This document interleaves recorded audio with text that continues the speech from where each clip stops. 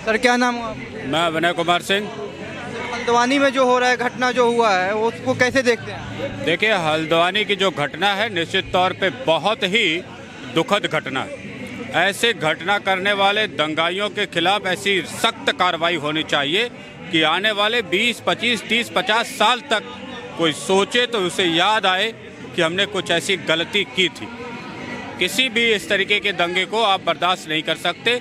साथ ही पुलिस के माध्यम से जो मारपीट, पुलिस वालों को जलाने का प्रयास, जब पुलिस ही नहीं बचेगी, अपनी सुरक्षा वो नहीं कर पाएगी, तो जनता की सुरक्षा की भावना को जिंदा दिलों में कैसे रख पाएगी? ऐसे में उत्तराखंड पुलिस, उत्तराखंड के चीफ मिनिस्टर, उत्तराखंड में हल्द्वानी के एसपी डीएम का ये दायित्व है कि वो आम आदमी के दिलों में खौफ जो है उसको निकाल बाहर करें और दंगाइयों के दिलों में भर दें वो खौफ। बिना इसके इस काम नहीं चलेगा। तो ये कह रहा है कि 2024 चुनाव के पहले ये मुसलमानों को टारगेट करने के लिए ये किया जाए। 2024 में टारगेट करने के लिए 2020 में दिल्ली में जनता जब से इलेक्शन हो चुका था, सत्ता में सरकार बन चुकी थी, तब भी दंगे हुए। वो भी किसी चुनाव का हिस्सा था क्या?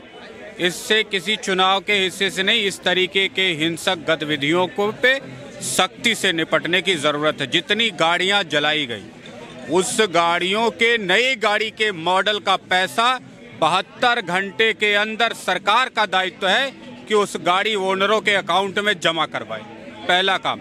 अब सरकार का दूसरा दायित्व है कि वो पैसा हल्द्वानी या उत्तराखंड के लोग नहीं भरेंगे, वो दंगाइयों से वसूल करके तब रुके बात। किसी का आप ऐसे ही पेट्रोल डाल के आग जला के चलते फिरोगे। साथ ही एक और बात मैं कहूँगा, तमाम दंगाइयों को आइडेंटिफाई किया जाए। जिस किचन में वो खाना खाते थे, उस किचन के सारे लोगों को उत्तराखंड से निष्कासित भी किया जाए। कभी उत्तराखंड में उनका प्रवेश वर्जित हो, जिससे कि दोबारा उत्तराखंड में ऐसी गतिविधि ना हो। किसी भी हिस्से में एक बेटे को खरोच आती है, दर्द उसकी माँ को होता है, बाप को होता है, भाई को होता है। ऐसे किसी भी व्यक्ति को कहीं पे भी परमिशन नहीं होनी चाहिए। यूसीसी कानून लागू हुआ उत्तराखंड में यूसीसी कानून लगते ही मतलब मदरसे को हटाना, क्या ये सही है? यूसीसी का इससे कोई संबंध नहीं है। हर व्यक्ति को, हर बेटे को, हर बेटी को, अकेले बच्चे को, भीड़ में चल रहे बच्चे को सुरक्षा, सम्मान, विकास, अवसर सब समान रूप से प्राप्त हो, चाहे वो बेटा हो चाहे बेटी हो। मुस्लिम के घर जो बेटे बेटियां पैदा हो गए, वो केवल मुसलमानों के बेटे बेटी नहीं हैं, वो भारत के बेटे बेटियां हैं। उनके लिए उसी प्रकार से सोचा जाना। बंगाल में तो बीजेपी नहीं है, केरला में तो बीजेपी नहीं है, कर्नाटका में तो बीजेपी नहीं है, तमिलनाडु में तो बीजेपी नहीं है। वहाँ भी तो होता है, वहाँ भी तो होता है। कौन से राज्य में नहीं हुआ है मुझे बताओ? एक राज्य का नाम बताओ जहाँ ये सब चीज़ें नहीं होती हैं। सभी जगह होती हैं, सभी जगह कार्यशैली लगभग एक ही जैसी है। कार्रवाई एकदम निर्णायक योगी आदित्यनाथ वाली होनी चाहिए, जो सबको तहस नहस कर दे, दंगाइयों के मंसूबों को तहस नहस करे, वो जो पेट्रोल बम चला रहे थे उनके मंसूबों को तहस नहस करे, और दोबारा आने वाले 100 साल तक कोई दंगाई हल्द्वानी में दोबारा पैदा ना हो, ऐसी कार्रवाई करने की ज़रूरत है। मजार पे बुलडोजर चलेगा तो पूरे देश में अगर दंगा होगा तो इसका कौन जिम्मेदार होगा? बिना लाश के मजार बना देने वाली मजारों को तो हटाना ही पड़ेगा। तुम्हारी ज़मीन नहीं है, तुम्हारी मजार नहीं है। मजार एक निर्धारित जगह होती है, हर गांव की अपनी मजारें हैं। कोई ऐसा गांव नहीं जिसकी अपनी मजार ना हो। आप हर जगह सड़क के किनारे मजार बना दोगे, रोड में बना दोगे, जंगलों में घुस के ईंट पत्थर लगा के बिना लाशों के ही मजार बना दोगे, तो जाहिर सी बात है 2-4 अच्छी वाली 2-4 बुरी वाली सब सम हो जाएंगी उसी के चक्कर में। सही से काम जब नहीं करोगे तो उसका खामियाजा तो आपको भुगतना पड़ेगा। ये देश तो मतलब 10 हिंदू मुस्लिम सबका है, तो अल्पसंख्यक पे ही क्यों टारगेट मतलब किया जा रहा है? ये देश हिंदू मुस्लिम सबका है, आपने बड़े आराम से कह दिया। एक बार मुस्लिमों का देश जब आज़ाद हुआ तो मुस्लिमों ने कहा कि हम इस देश में नहीं रह सकते, हमारा जो कारोबार है वो नहीं चल सकता। हमने एक पाकिस्तान इधर, एक पाकिस्तान इधर, 2 पाकिस्तान, भारत के 3 टुकड़े करके दे दिए। क्या हुआ उस पाकिस्तान में? क्या है उस पाकिस्तान में? शांति है कि इंसान बहुत सुखी है कि इस्लाम वहाँ बहुत प्रफुल्लित हो गया कि संस्कारों का विकास हो गया? कौन सा वहाँ तरबूज खड़ा हो रहा है? बताइए ना मुझे। जब उस पाकिस्तान में कुछ नहीं हुआ, पूरा पाकिस्तान दे दिया, पूरा इस्लामिक कानून दे दिया, सरिया लगाओ चाहे बेलचा लगाओ, है वहाँ तो नहीं कुछ बढ़िया हुआ, तो यहाँ कौन सा बढ़िया हो जाएगा। और अल्पसंख्यक मुसलमान 20% मुसलमान अल्पसंख्यक हैं, 2% जैन बौद्ध सिख, ये अल्पसंख्यक नहीं है, ये दंगे नहीं करना जानते, ये फसाद नहीं करना चाहते, ये ईंट पत्थर चलाना नहीं जानते, ये नहीं है दुनिया में। खाली बस बेवकूफ़ बनाओ। अल्पसंख्यक का मतलब ये थोड़ा कि तुम बहुसंख्यक के ऊपर पत्थर मारोगे। क्या इस देश से पूरा मजार हटा दिया जाएगा इस हिसाब से, तो जब बीजेपी सत्ता में रहेगी? मजार अच्छा, आप सब अपना मुर्दा कहाँ फूकते हो बताओ मुझे?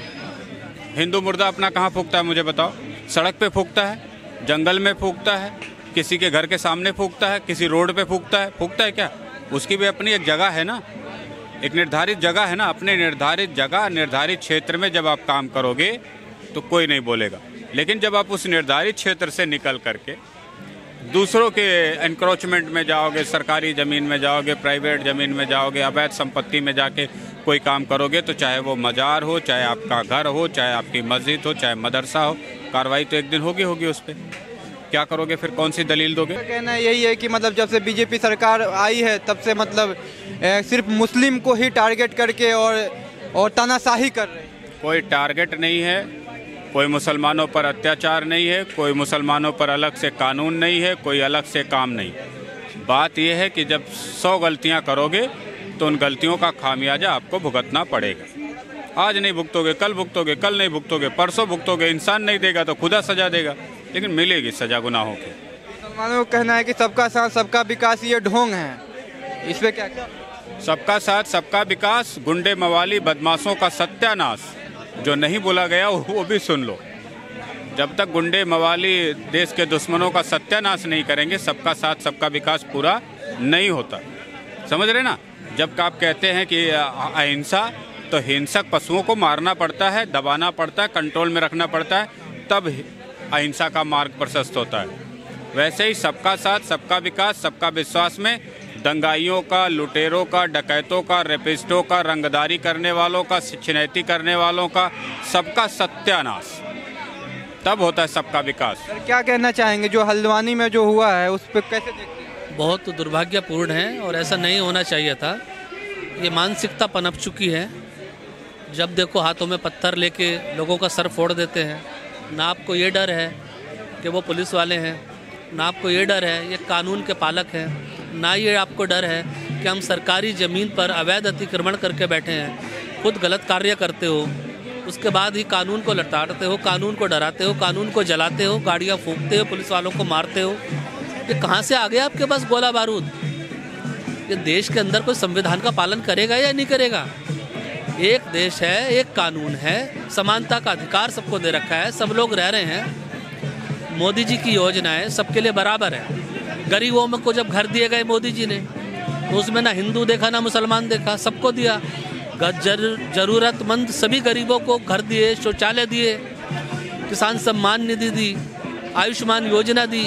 इतना कुछ होने के बावजूद भी हमें बदले में क्या मिल रहा है कि सरकार अगर अपनी ज़मीन वापस ले रही है और कोर्ट कह रहा है कि ये अवैध अतिक्रमण है, इसको हटा दीजिए, तो आप उसके बदले में पत्थर देंगे? ऐसा आचरण करेंगे? कि मजार एक आस्था का विषय है, उसको ठेस पहुंच रहा है, तभी तो ये सब हो रहा है ना। मजार क्यों हटाया जाए? मजार जब बनाई गई थी तो सुप्रीम कोर्ट के हाई कोर्ट में पिटीशन डाल के बनाई गई थी क्या मैं ज़मीन घेर के बना रहा हूँ? आप लोग बना लेते हो और बाद में फिर बोलते हो तो मजार है। अगर सुप्रीम कोर्ट ने कोई आदेश पारित किया है तो सारी चीज़ों का पैरामीटर्स देख के आदेश पारित किया है। तो आपको सुप्रीम कोर्ट पे, हाई कोर्ट पे विश्वास नहीं है? हल्द्वानी हाई कोर्ट ने आदेश पारित किया है ना। ये तो हाई कोर्ट के अंदर सारी चीज़ों की प्रक्रिया, सारी चीज़ें, ये सारे तथ्य कोर्ट के सामने प्रस्तुत किए गए होंगे। तो सारी विवेचना होने के बाद ही तो आदेश दिया गया है कि इसको खाली करो। तो फिर किस बात की दंगेबाजी, किस बात की रंगबाजी, किस बात के झगड़े, किस बात की आगजनी? आप कानून को भी नहीं मानते हो, लोगों को मारते हो, पुलिस वालों को जला के मारते हो, आप गोलियां मारते हो उनको, उनकी गाड़ियां जला देते हो। मेरे घर को हटाएगा तो मैं अपनी ज़मीन पे ऐसे अवैध कब्जा करके नहीं बैठूंगा। मेरे पुश्तों की ज़मीन है तो कानून के दायरे में लिखी होगी, पटवारी के खाते में चढ़ी होगी, सरकार के खाते में चढ़ी होगी, अगर सरकार के खाते में होता कि ये जमीन इन लोगों की है तो सरकार कैसे खाली करा लेती? सरकार भी तो हम लोग चुनते हैं। अगर सरकार की ज़मीन पे मैं कब्जा करके बैठ जाऊं और बाद में मामला न्यायालय में जाए तो फैसला क्या आएगा कि मैं अवैध कब्जा करके बैठा हुआ हूँ सरकार की ज़मीन पे, यही तो फैसला आएगा ना। तो जो लोग अवैध कब्जा करके बैठ गए हैं सरकारी भूमि पे, उनको अगर हटाया जा रहा है तो क्या गलत है? सरकार तो सबकी है, हिंदू मुस्लिम सबकी है, लेकिन जहाँ जहाँ बीजेपी की सरकार है वहीं पे मुस्लिमों को टारगेट किया जाता है, उनको दबाया जाता है, ऐसा लोग कह रहे हैं। ये आरोप निराधार है और आप न्यायालय के आदेश को अगर देखेंगे तो उस बस्ती में जो भी लोग रह रहे हैं वहाँ पे कहीं पे ये नहीं लिखा गया है कि सिर्फ मुसलमानों को वहाँ से खाली कराना है। अगर कोई हिंदू वहाँ रह रहा है या हिंदू की कोई दुकान है उसको खाली नहीं कराना है, ऐसा कहीं नहीं लिखा है। समानता के साथ खाली कराने के लिए बोला गया है। सरकारी ज़मीन पर अवैध अतिक्रमण का जो आदेश पारित हुआ है वो सबको खाली करने के लिए गया है। बात रही भारतीय जनता पार्टी की, भारतीय जनता पार्टी की जहाँ जहाँ भी सरकारें हैं, आपने ही कुछ अभी एक भाई से पूछा कि भाई वहाँ पे ऐसा अत्याचार मुसलमानों पे किया जा रहा है। उन्होंने बहुत अच्छा सुंदर जवाब दिया कि पश्चिम बंगाल में कौन सी भारतीय जनता पार्टी की सरकार है, वहाँ भी आए दिन झगड़े, ईंटबाजी, पत्थरबाजी, आगजनी होती है। तो ये हमें सोचना पड़ेगा, ये एक मानसिकता है जो भारत देश में पनप चुकी है। इसका इलाज बहुत ज़रूरी हो गया है। जैसी बीमारी वैसा इलाज। कोरोना आया, कोरोना वायरस आया तो यहाँ पे डोज बनी कोरोना वायरस की। तो जैसे जैसे आएगा, जैसे पोलियो को हमने जड़ से उखाड़ कर फेंक दिया ना, ये संकल्प होके ये देशवासियों की भी इच्छा शक्ति प्रबल होनी चाहिए कि जो लोग देश का नाश करें, हमारे कानून का धज्जियाँ उड़ाएं, अब उन लोगों को, उन मानसिकता को बुलडोजर से कुचलने की आवश्यकता है।